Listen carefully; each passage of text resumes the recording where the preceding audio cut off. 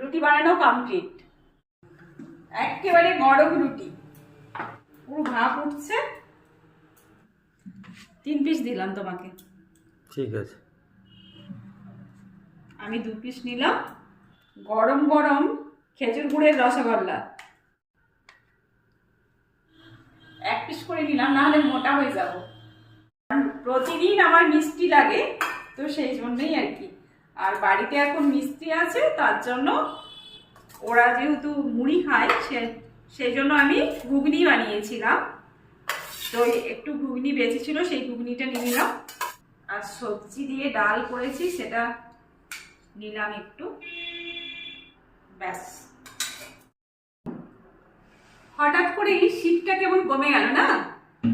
তাহলে আর কি, প্লেট সাজানো কমপ্লিট, খাওয়া শুরু করা যাক। আজকের জন্য শুভরাত্রি।